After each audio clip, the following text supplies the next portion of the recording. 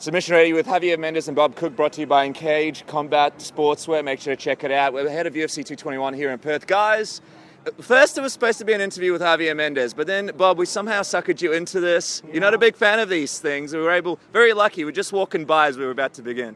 Well, we were here. I was hanging out at the gelato shop trying to decide if I was going to stop in or not. What are you thinking of flavors? Are you down to a couple of options? I was thinking the chocolate.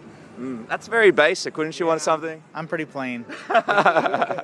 Well, it's exciting times down here in Perth. Obviously, a few days away from Luke Rockhold taking on Yoel Romero. And you guys are super busy right now. There's some big fights happening. So before we talk about this big matchup in Perth, let's quickly touch on DC and Stipe, because this is a fight that everybody's super excited about. We know the tough stuff's coming together at the moment. Javier, you mentioned you're going to be a part of that. Bob, you're going to be in the house. You're going to be there as well. Talk a little bit about how it's coming along and how the team's coming together.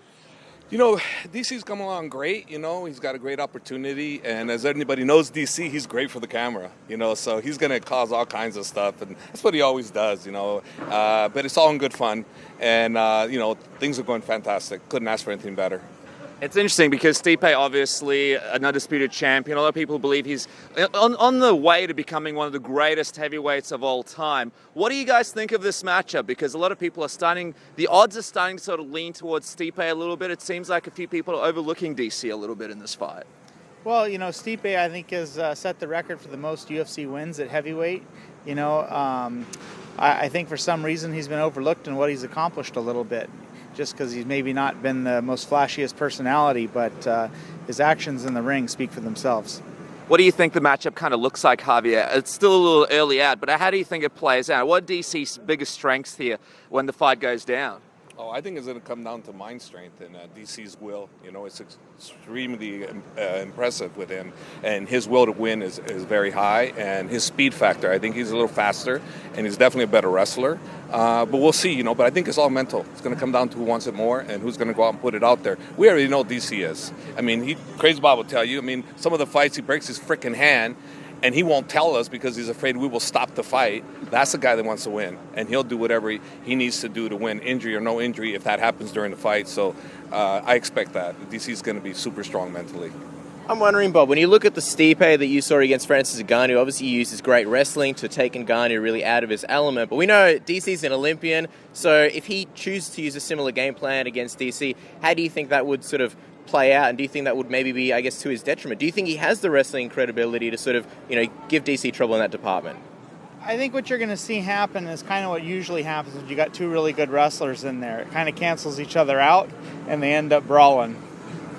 Well, it's going to be exciting. Of course, Khabib also takes out Tony Ferguson. Now, this is a fight that me, Casper, the MMA community, has been looking forward to for a really, really long time. It's finally looking like it's going to come together. Are you guys sort of keeping your hopes up until the last day to make sure this thing goes down, that nothing goes wrong, that no one pulls out? Because I feel like this will be the last nail in the coffin for the MMA community if this fight doesn't come together again. Well, I just like thinking positive, and the fight's going to happen. That's the way I look at it. I don't want to think anything negative. It's all good. Khabib is in the best shape ever, mentally, physically. He's improved the most he's ever has. So, expect fireworks and expect Tony to get crushed. Sorry to say, but it's going to happen.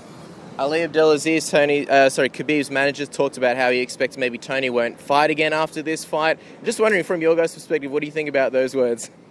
Tony will fight. He's a great fighter, man. Tony's a warrior, but Khabib's a different animal.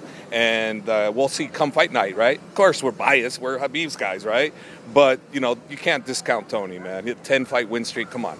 He's incredible. He's an incredible fighter, and inside and out. And he's a good talker, too. So he likes talking it up pretty good. So I'm a fan of his, We got to fight him, but that doesn't mean I can't be his fan. I'm a fan. That's good. Bob, we know that obviously, you're a great mind in the sport, a great coach. As far as Khabib goes, I feel like this is the third time he's going to do this same training camp. What do you work on, I guess, differently for Tony, and what's different between maybe the past times when you've prepared for this fight compared to now? I think it's not about Khabib. I think it's more about what Tony's going to do to stop Khabib. I think it's pretty clear what Khabib's going to do. What do you guys think about the implications of this fight? Obviously, the UFC not really making it clear if it's for the UFC title or if it's not, if Conor McGregor's vacated his title or if he hasn't. Does that play into it at all? Do you believe like that has to be made clear before this fight happens? What do you think, Javier? No, it's clear to us. It's for the real title. It's just the way it's worked out. I mean, it's a situation where no one is the champion. Tony's not the champion, Khabib's not the champion, and Conor won't be the champion either. It's going to be for that title. So it's legit. What do you think, Bob?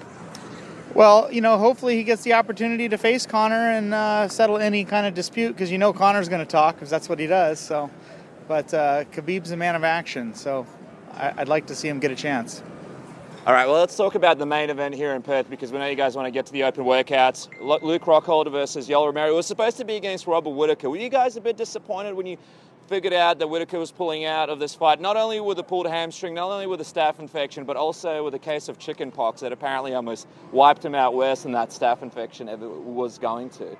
Well, what I was hoping for when I heard this, that maybe they'd move the fight stateside so we wouldn't have to fly this far, purely for my own selfish reasons. But, it's still the title. Yoel Romero is a very dangerous opponent. It's a good fight. Luke's going to have to fight Yoel regardless. If he fought Whittaker, the next fight would be Romero. He's that caliber of an athlete.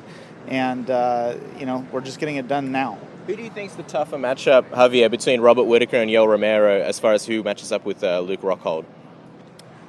It's hard to say because, they both have different strengths. Yoel is very explosive, great wrestling, but Whittaker is good everywhere, and a very dangerous striker. They're both different, but the thing is with Luke's good everywhere. So Luke can finish those guys in every department where they can't. They can't finish Luke everywhere. They can't finish Luke on the ground. They can't do this with Luke.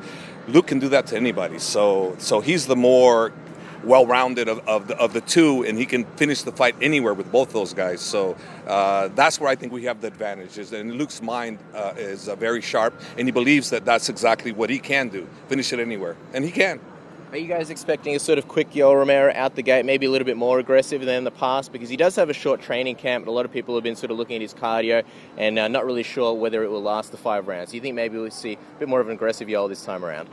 It's hard to say, but you would think he might want to do that, but at the same time too, Luke's very dangerous right off the gate too. So I don't know if that's a smart move. I think it could play against them if they did do that.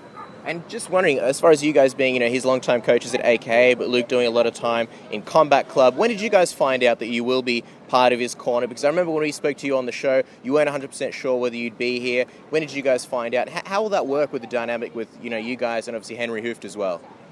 Well, with Bob and myself, Luke is AKA always, will always be forever. Doesn't matter where he trains. He's in our hearts. He's AKA through and through, We love Luke. We're going to be here supporting Luke, whether we're here training Luke or we're here just supporting him. But if we're not going to work the corner, we're going to stay home and watch him. Yeah. We ain't coming over here. But Luke needs us, and we're going to be here for him always. There's never been an issue, never will be an issue. Luke's fantastic. He let us know way in advance what was going on. So Luke told Bob and I, that personally that he was going to do his thing over there, but we're always going to be with him. And he's held true to his word, right? He's always done what he said, So there's no issue, never has been an issue with Luke, and we're happy with him. I'm just happy that he's happy. Well, as we wrap it up and the camels are coming out, and Luke Rockhold's on one of the camels over there.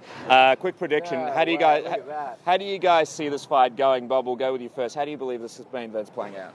Well, something that people don't understand is when you're in there with Luke, he is so long, and he gets those kicks going and gets moving. I think it's just going to be a methodical picking him apart. Javier? I agree with Bob. It's going to be one of those methodical type of fights that if Yoel doesn't get that lucky strike in, well, I should call it lucky because, he's meant to do it, but that's his only chance. He's not going to outpoint Luke, and he's not going to out-grapple Luke. He can wrestle Luke, but this isn't wrestling, this is MMA. Well, in the meantime, enjoy gelatos, gentlemen. Thank you so much for the time, and I hope you get onto the Perth time so you get a bit more sleep, a bit more fun, and enjoy the sunshine. Thank you so much, guys.